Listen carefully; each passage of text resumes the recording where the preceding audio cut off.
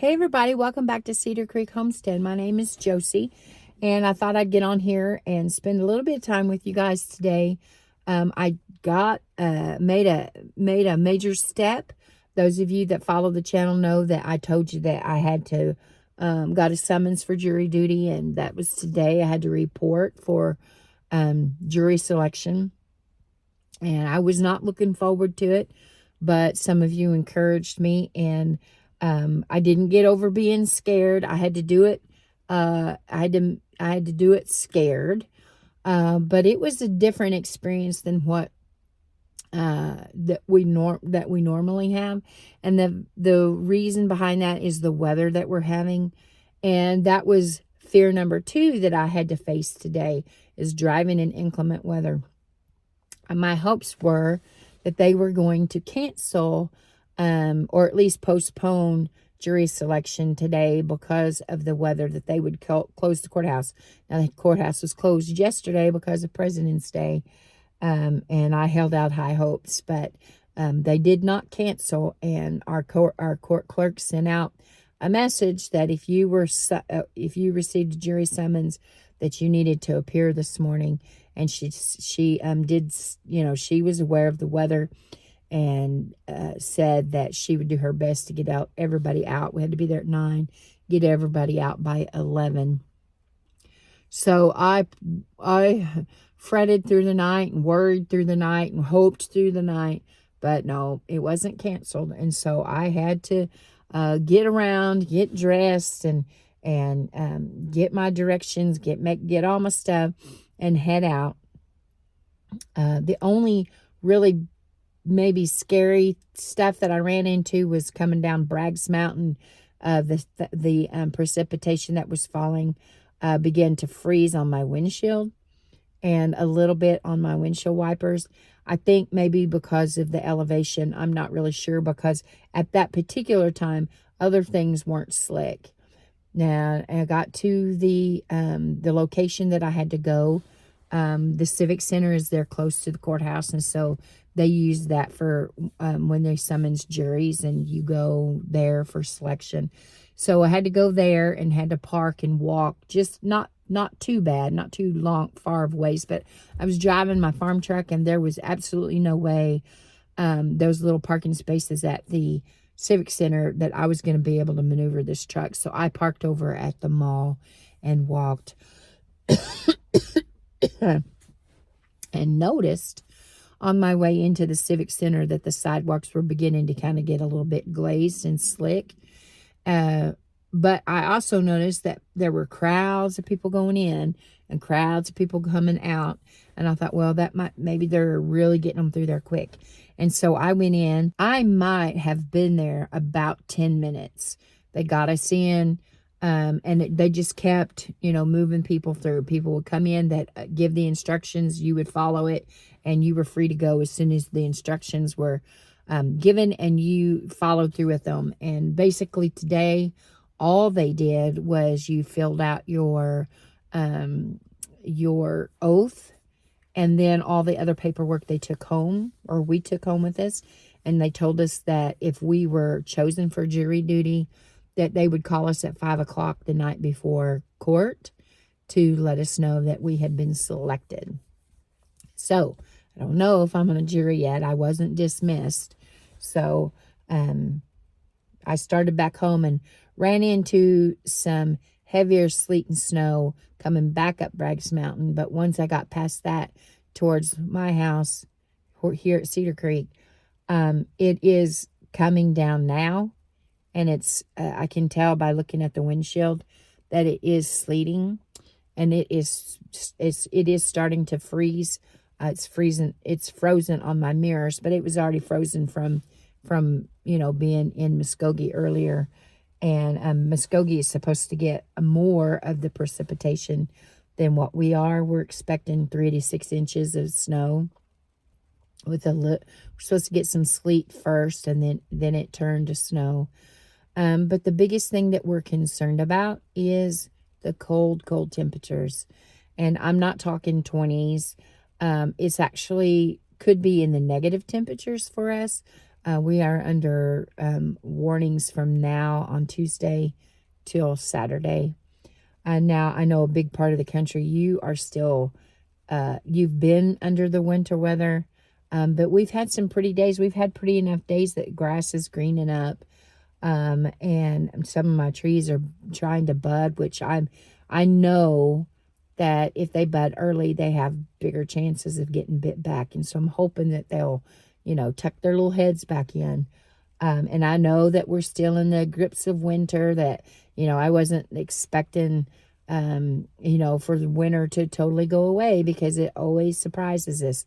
Some years we get a lot of snow, but the majority of years here in where I live in Oklahoma anyways, a lot of years we don't have any snow. This year so far, we've had several snows. We've had a big snow. We're expecting a pretty good snow this time. But those temperatures is what's a concern. And so we've made preparations for our dogs. Now, we have 3 dogs. I have 1 dog, and Blade and Cheyenne have 2. 2 of the dogs are cow dogs.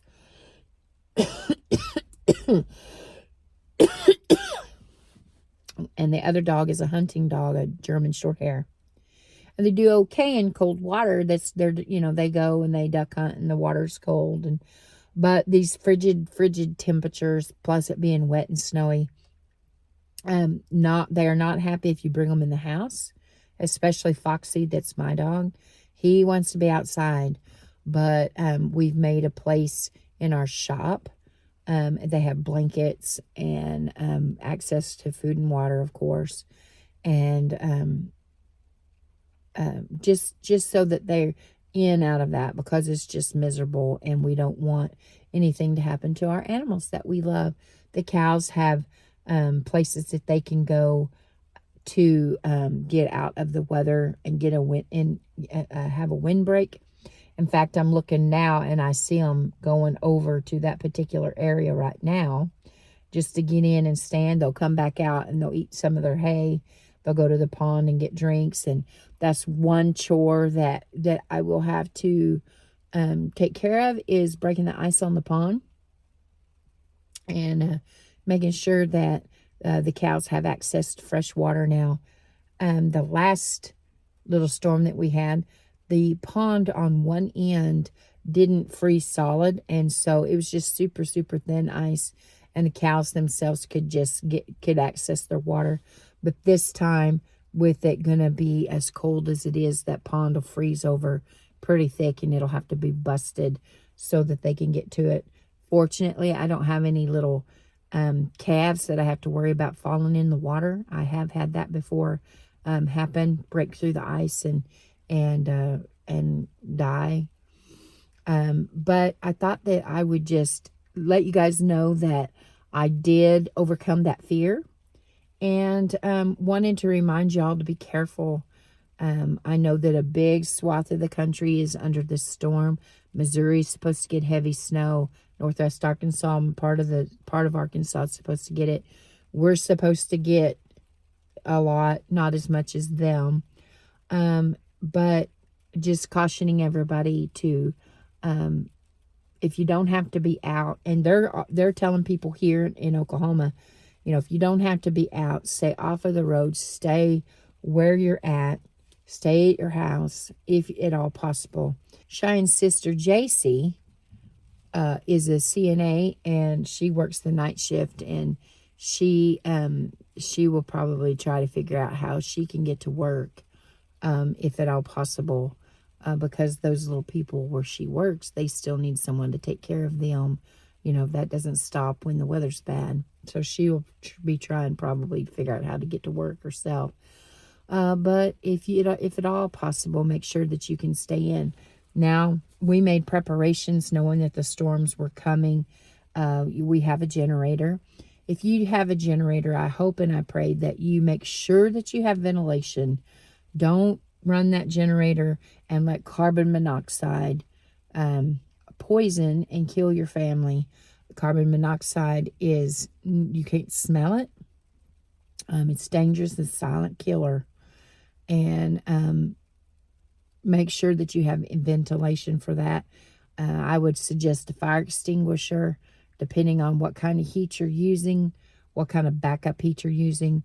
Now we have several modes of heat here. I do have central heat and air, and we have mini splits that we've installed to try to offset the cost of electric and propane. And then, like I said, we have our generator. Also, if the power was to go out, we do have that, and it doesn't look pretty, but I took a cue from my mama and my granny and different ones that did this throughout my life. It worked, and I have quilts hanging up in front of my big windows. I have several big, wide, from almost ceiling to floor windows in my house. And I've got quilts up in front of them just to add an extra layer of insulation. We have at our front and our back doors, we have quilts on the doors and at the bottom of the doors just to catch any kind of draft.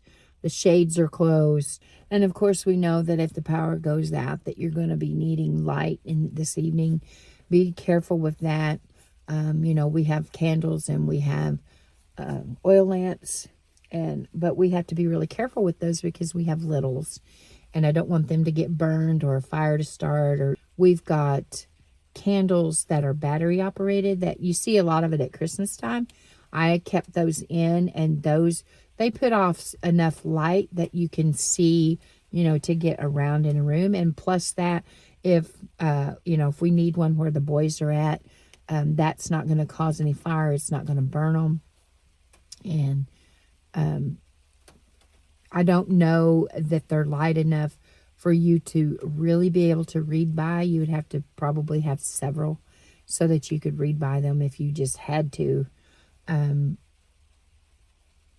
But who doesn't need an extra nap or a few extra hours of sleep if you had to go to bed early?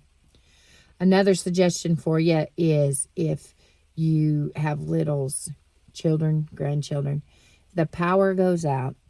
We all know that those kids, a lot of kids, are accustomed to having a television on, to having a phone that they can play games on, and that kind of stuff.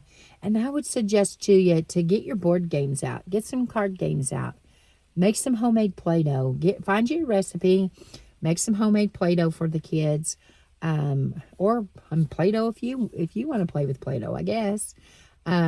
Get some crayons and some coloring books. Some things that's going to keep them busy and occupied because they get bored easy. And the kind of snow that we're getting this time, last time we were able to take the kiddos out and let them build snowmen and snow angels and snowball fights and all that kind of stuff. This time, because of the bitter, bitter cold, we're not able to do that. So I would suggest that you go out, if the weather isn't at your house yet, that you would go out and get some things that are going to make it just a little bit more comfortable for your children to be stuck in the house and not able to get out and to do anything. Puzzles, kids have toy boxes full of stuff, or they used to. I don't, so many are with electronics now, I don't know. Be careful with your cooking. I have a gas stove, so if the power goes out, I can still use my cooktop for the gas. I just have to light the burners, but I can't use the oven. But you can run some small appliances with your generator just for a quick little bit. But I would also suggest to you that you think about getting some things made up ahead of time. Like, go in the house. Shine's got sourdough starter, and she's may possibly get some bread baked, some sourdough bread, and some different. She's getting really good at making bagels. She does a fantastic. And I'm gonna tell you that I grew up, I did not like bagels at all, but I did try one of the bagels that she made, and it's good. I like it, and I try to encourage her by telling her that I've never liked any bagels, but I do like the ones that she makes. So we probably try to get some muffins and some different things made, finger food wise, that wouldn't require a lot of cooking. Could get some stuff baked that could easily be reheated on the stovetop. if you bring something in to cook with, please know that you have to have ventilation with those things. You can't bring some of those outdoor cooking items inside without ventilation and without proper use, because of fire and because of carbon monoxide and all those things. Just be very, very careful. We could always, Blade has his big Blackstone grill and a smoker and something else he's got, I don't know. So we have options there that he could come out. His stuff is out of the weather, and so he could cook that way and get some stuff. And we've got we always have the option of getting some stuff made in the crock pots, so that they could be ready if the power went out, so that we could put them over into a pot and reheat them. There's always options, but you need to have a plan ahead of time. Here, it's starting to sleet. I can see it on the windshield. So it's not going to be too long, and it's going to start getting slick on the road, and it would probably be, if you don't have your supplies, and it's still safe to go get them, I would suggest that you did. The kids went last night and got the required necessities, milk and a few other things for the boys to enjoy. But just be safe out there, guys. I was looking at my windows yesterday with those quilts hung up, and I thought, people would look at that and think, that is the ugliest, tackiest looking thing. But you know what? If it can keep a draft out and it can keep your family just a little bit warmer, then I feel like, who cares what it looks like? It doesn't look like you're going to step out of a designer magazine or win any awards, but it does its job. And our mamas and our grandmas and our aunts, they were so smart. My mama, every year in the wintertime, she would, we lived in a house that had a long hallway, mobile home. Had a long hallway. It seemed like that's the way they used to be built, with the bedrooms off to one side. And, just room after room after room. And so you had all this wasted space with the hall. And it was hard. We didn't have central heat and air. And it was hard to heat the house. It was heated with wood. They had a big living room built onto the front of it, and the wood stove was in there, and it was hard for that heat to get all the way back there. We had lost a house to a house fire, and so my mom was very scared of having heaters and things in other places. She was just really scared of them, and so she would get her big heavy quilts out. Everybody should have a couple of heavy quilts that the grannies made or somebody made, and that they're so heavy that you can't hardly turn over in the bed, but boy, you get the best night's sleep. Those kind of quilts is what I'm talking about. And she would hang those up, and boy, it would be chilly back in your rooms, in your bedrooms. But she did it so the living area, the dining room, and the kitchen could stay warm, because that's where we stayed the majority of our time. And, we'd get dressed in by the fire, and we'd put our jammies on, and we would get under those covers, and I don't know how many quilts would be piled on top of you, but you'd snuggle down in there and get a really good night's sleep. And that our families are those that come before us just knew what to do. They knew to be prepared. They paid attention, and we need to do the same thing. Pay attention and be safe out there, guys. We love you. We don't want anything to happen to you. Be careful with your heat sources. Be careful with your cooking sources. Be careful out here walking in this stuff. Now, I have to be careful when I get out, because I have to step on a running board. This farm truck is high, and it has big steps. So be careful on surfaces, and know that things are slick, and we'll make it through it. And spring will be here. I keep seeing people putting things out saying spring is so many weeks away, or spring is so many days away. And so I'm looking for spring just like everybody else.